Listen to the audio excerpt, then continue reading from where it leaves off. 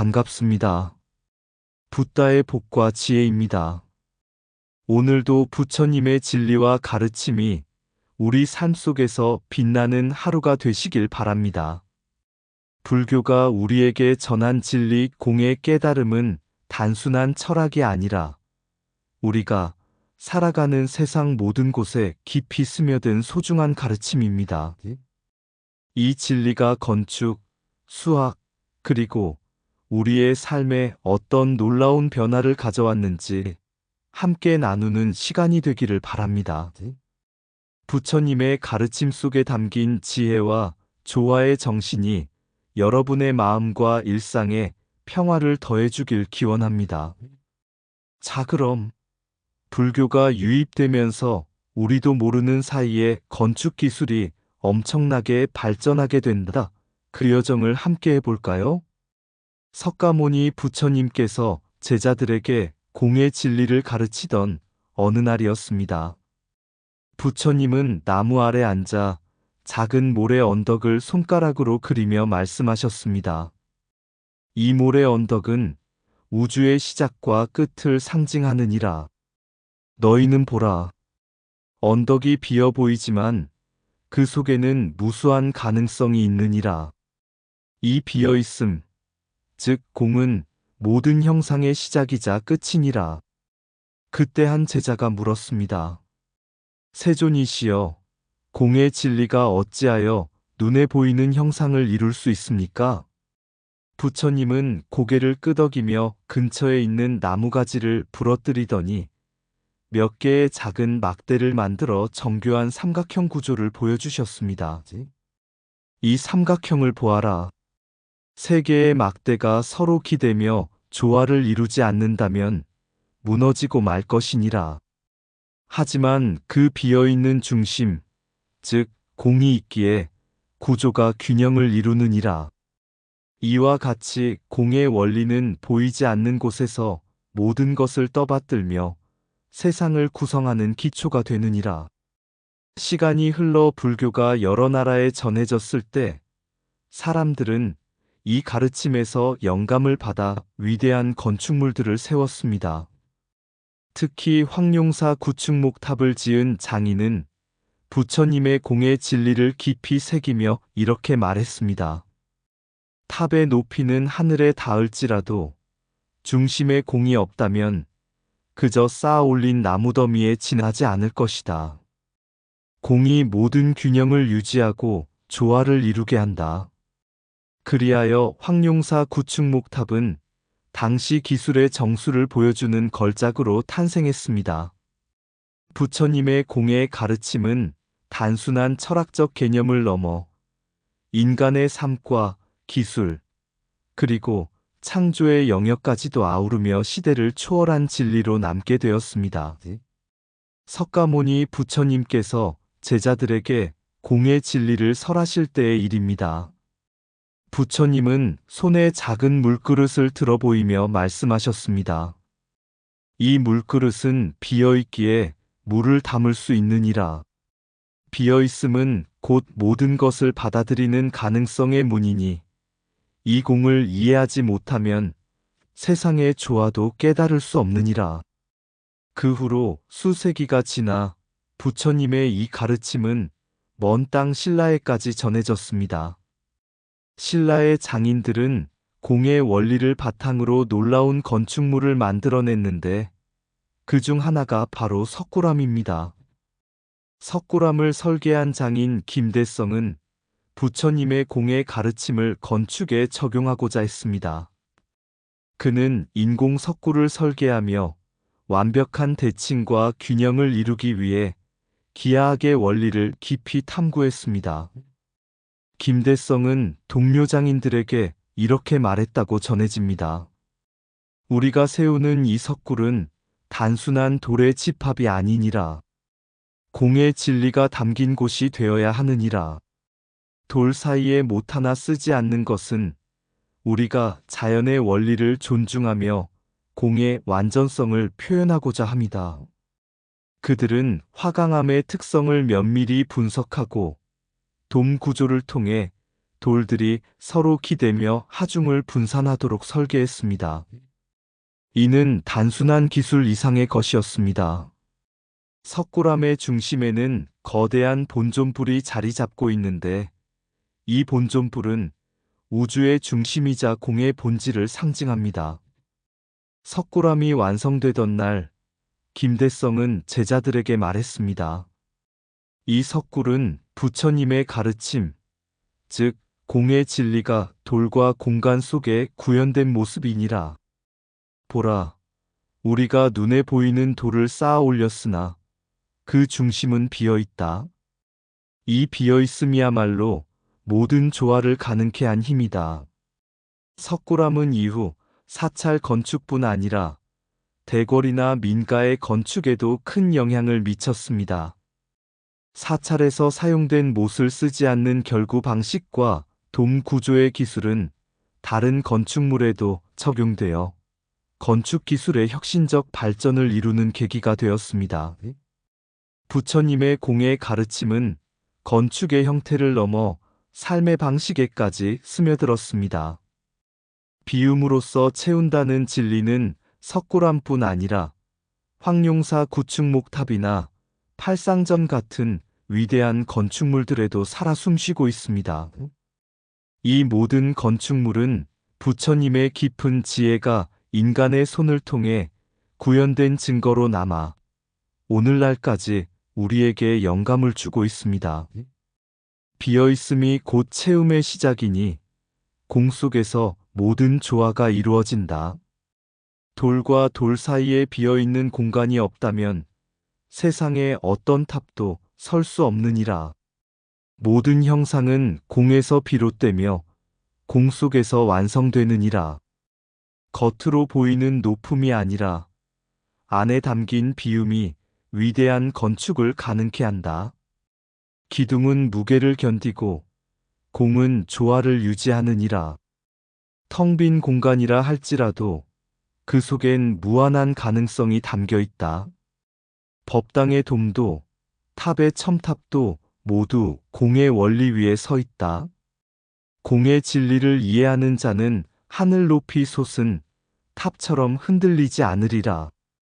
무엇을 채울 것인가 고민하기 전에 무엇을 비울 것인지 먼저 살펴보라. 비움으로써 얻어진 균형이 곧 모든 것의 기반이 되느니라. 법당은 돌과 나무로 지어지지만 그 중심을 지탱하는 것은 공의 진리이다.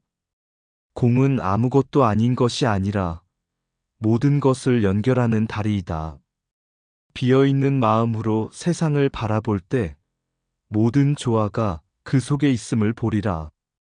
탑이 하늘을 찌를 듯 높더라도 그 뿌리는 공을 이해한 땅 위에 있느니라. 공간을 비우는 것이 아니라 가능성을 담는 것이다. 석가모니 부처님께서 영축산에서 제자들에게 공의 가르침을 설하실 때의 이야기입니다. 부처님은 손에 가득 찬 모래를 쥐어 보이며 말씀하셨습니다. 이 손 안의 모래는 헤아릴 수 없이 많은 것 같으나 손을 펴면 흩어지고 만다. 그렇다면 이 모래의 실체는 어디에 있는가? 그것은 공이다. 공은 비어 있으면서도 모든 것을 담을 수 있는 근원이라. 이를 깨달으면 세상의 이치를 알게 되느니라. 이 가르침은 단순히 깨달음의 길을 열었을 뿐만 아니라 후대의 학문이 발전에도 영향을 끼쳤습니다. 공의 개념은 눈에 보이는 세상의 형상을 넘어 수와 공간, 그리고 조화의 원리로 확장되었습니다. 부처님의 공의 가르침은 건축에서도 깊이 반영되었습니다.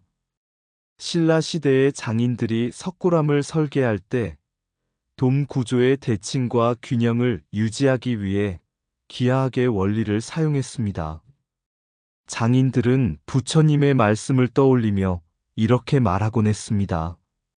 공은 보이지 않으나 모든 것을 지탱하는 힘이다. 우리가 돔을 설계할 때도 중심에 비어 있음이 없다면 결코 무너지지 않는 구조를 만들 수 없느니라. 이처럼 불교의 공 개념은 건축에서 균형과 조화를 이루는 기본 원리가 되었고, 이러한 기술은 사찰 건축을 넘어 대궐과 민가의 설계에도 적용되었습니다. 부처님의 공사상이 학문적으로 꼽힌 또 하나의 분야는 바로 수학입니다. 고대 수학자들이 수를 나열하며 연구를 진행할 때 물을 표현할 방법을 찾지 못해 한계에 부딪혔습니다. 그러나 불교의 공사상은 이 문제의 해답을 제시했습니다.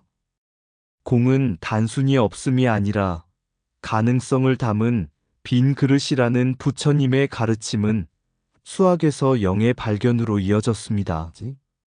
고대 인도의 한 수학자가 이 문제로 고심하다가 부처님의 가르침을 떠올렸습니다. 그는 스승에게 말했습니다. 영은 아무것도 아닌 것이 아닙니다. 그것은 시작이며 끝이며 모든 수의 중심입니다. 이는 부처님께서 말씀하신 공의 진리와 다르지 않습니다. 이 깨달음은 수학적 사고의 혁신을 이끌었고, 나아가 무한대와 비례의 개념으로 확장되었습니다.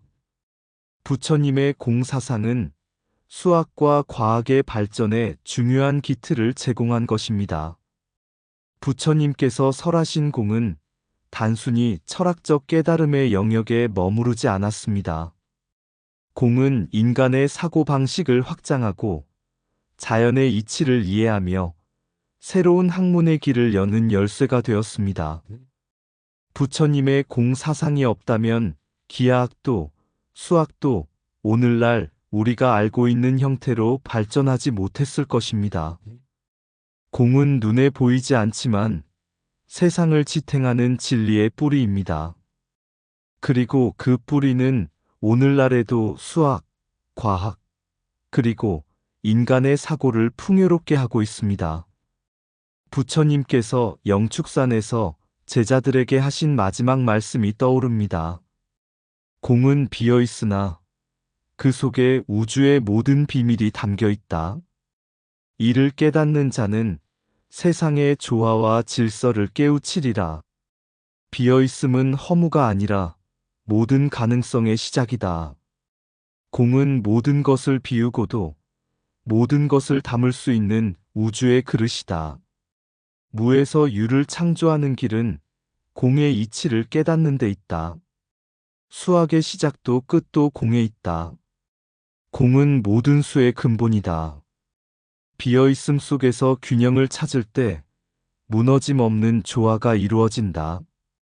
공은 두려움이 아니라 모든 것을 연결하는 지혜의 씨앗이다. 가득 차는 것을 바라지 말라. 비워야만 진리가 머문다. 기하학의 선과 면은 공을 이해함으로써 비로소 완성된다. 공은 없다함이 아니다. 모든 존재가 서로 연결된 길이다. 모든 법당의 도매는 공의 진리가 새겨져 있다. 그 안에서 우주는 조화를 이룬다. 비어있기에 돌과 돌은 하나로 연결되고 탑은 하늘을 향한다. 빈 공간을 이해하지 못하면 수의 무한함도 깨닫지 못하리라. 공을 알고 나면 모든 것은 환히 드러난다. 그것이 바로 지혜의 눈이다. 공은 세상의 모든 것을 포함하되 아무것도 소유하지 않는다. 공의 이치는 눈으로 볼 수 없지만 그 위에 서 있는 모든 것이 공의 증거이다. 오랜 옛날 한 지혜로운 왕이 있었습니다. 그 왕은 이웃나라와의 전쟁이 끊이지 않고 백성들 사이의 갈등도 심각해 고뇌에 빠져 있었습니다. 그러던 어느 날 왕은 한 고승이 전한 부처님의 말씀을 듣게 되었습니다. 모든 존재는 연기에 의해 존재하고 연기는 조화 속에서만 빛난다. 왕은 이 가르침에 깊이 감동하여 고승에게 물었습니다. 스님, 어떻게 하면 내 나라를 조화롭고 평화롭게 만들 수 있겠소? 고승은 미소 지으며 답했습니다. 부처님의 가르침은 사람들 각자의 마음속에 평화를 심는 것이요. 마음속 평화가 이루어지면 세상도 평화로워질 것이요. 또한 이념과 현실을 분리하지 않는 연기법의 지혜를 행하면 나라의 기초가 튼튼해질 것이요. 왕은 이 가르침을 깊이 새기고 불교를 국정 운영에 반영하기 시작했습니다. 왕은 먼저 불교의 이념적 가르침을 백성들에게 널리 알렸습니다. 부처님께서 설하신 연기법은 모든 것이 서로 연결되어 있다는 진리로 백성들 사이의 갈등을 줄이고 협력과 화합의 문화를 이끌어냈습니다. 왕은 모든 백성의 아버지요. 백성은 형제자매와 같다. 서로 돕고 이해하지 않으면 나라라는 큰 배는 균형을 잃고 말 것이다. 고승은 이렇게 설법하며 백성들과 왕에게 조화로운 통치를 가르쳤습니다. 하지만 나라의 평화는 이념만으로는 유지되지 않았습니다. 왕은 현실적인 발전을 위해 불교의 건축과 기술에 주목했습니다. 법당과 탑은 단순한 종교시설이 아니라 우리 기술과 학문을 담는 그릇이다.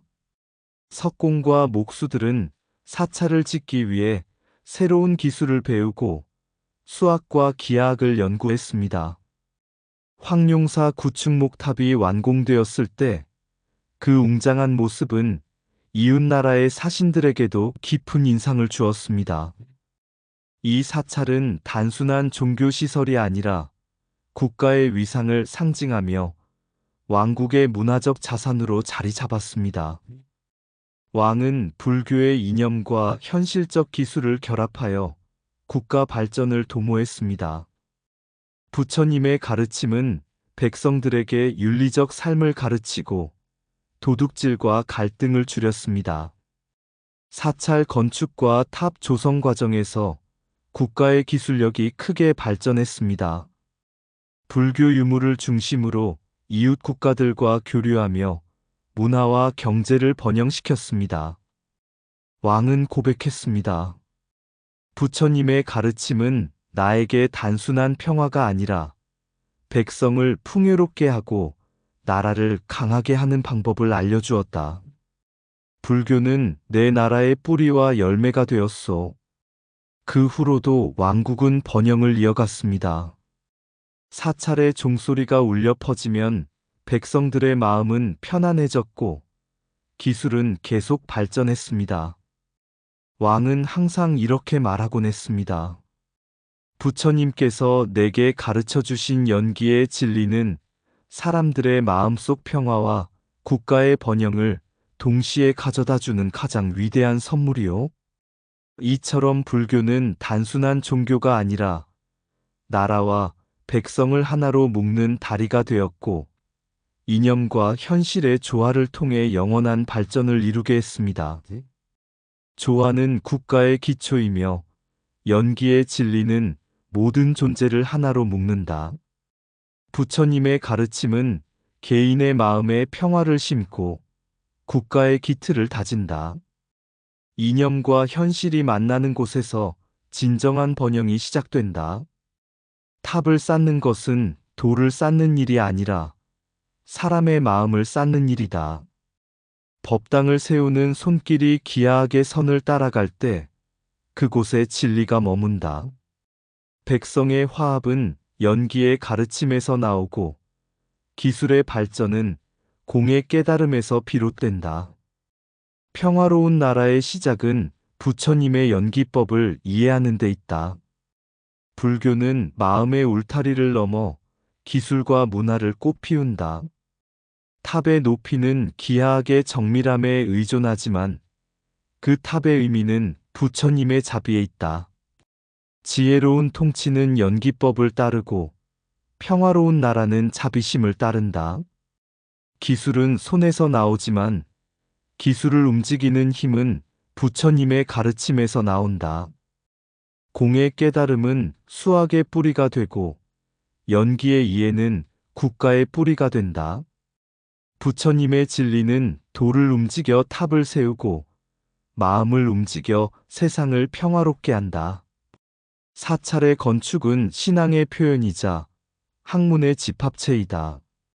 나라의 평화는 연기의 진리를 따르고 기술의 발전은 공의 깨달음에서 시작된다. 옛날 어느 나라에 지혜로운 왕이 있었습니다.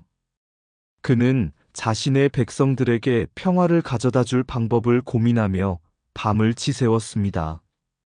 전쟁과 기근이 잦았고 백성들은 고된 삶에 지쳐 있었습니다. 그러던 어느 날, 먼 나라에서 온 스님이 왕에게 다가와 말했습니다. 대왕이여, 평화로운 나라를 원한다면 부처님의 가르침을 따르십시오. 연기의 진리를 알면 모든 존재는 서로 의지하며 살아가고 공의 깨달음을 얻으면 모든 번뇌에서 벗어날 것입니다. 왕은 스님의 가르침을 받아들여 나라 전역에 불교를 전파했습니다. 사찰과 탑을 세우기 위해 수많은 장인들이 모였고 그 과정에서 놀라운 기술과 학문이 발전했습니다. 사찰의 지붕을 올리기 위해 기하학이 연구되었고 불상을 조각하기 위해 예술이 꽃피웠습니다. 그러나 왕은 단순히 건축과 기술에 그치지 않았습니다. 그는 부처님의 연기법을 국가의 이념으로 삼아 백성들에게 서로를 의지하고 화합하며 살아갈 것을 가르쳤습니다. 또한 공의 깨달음을 통해 욕심을 줄이고 자비를 실천하는 삶을 장려했습니다. 세월이 흘러 그 나라는 번영을 누리게 되었고 사람들은 서로를 존중하며 평화로운 삶을 살았습니다. 왕은 생의 마지막 날 자신의 업적을 자랑하지 않았습니다. 대신 백성들에게 이렇게 말했습니다. 내가 이룬 것은 아무것도 없다. 부처님의 가르침이 이 나라를 이끌었고 여러분의 마음속 자비가 이 번영을 이루었다. 이후로도 그 나라는 불교의 진리 속에서 평화를 이어갔고 왕의 이름은 부처님의 가르침을 따르던 지혜로운 군주로 기억되었습니다. 부처님의 진리는 단지 마음의 깨달음에 머무르지 않고 국가의 토대와 문화의 꽃을 피우며 세상을 아름답게 합니다. 이념과 현실이 조화를 이루는 그 순간 진정한 발전이 이루어집니다. 부처님의 진리가 나라를 밝히니 하늘과 땅, 마음과 손이 하나로 엮였다.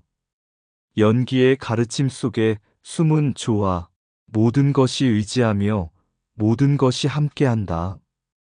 탑을 세우고 불상을 조각할 때 기하학은 그 길을 열고 기술은 진리의 씨앗을 담아 불사의 땅을 이루는 길을 닫는다. 공의 깨달음 속에서 수학과 과학은 생명의 순결이 되어 모든 숫자, 모든 법칙이 하나로 이어진다. 비어있음이 바로 존재의 뿌리임을 알리며 수학의 모든 길을 열어준다. 왕은 부처님의 가르침을 따르고 나라의 법과 사람들의 마음도 자비로 하나가 되어 평화의 성스러운 성을 이루었네. 그의 손길은 돌을 올리고 그의 마음은 백성의 마음을 엮었다. 사찰의 벽돌 속, 탑의 높이 속 부처님의 진리가 흐르고 있었다. 국가의 발전은 단지 기술이 아닌 연기의 진리를 안고 이루어진 화합. 자비와 지혜가 조화를 이루면 세상은 하나로 엮여 평화의 꽃을 피운다. 부처님의 가르침을 따르는 길은 결코 외롭지 않으리. 마음의 연기 속에서 모든 존재가 함께하리. 이상 붓다의 복과 지혜였습니다. 오늘도 복지구족한 날 되세요. 구독과 좋아요는 붓다의 복과 지혜를 밝히는 큰 자비의 등불이 됩니다.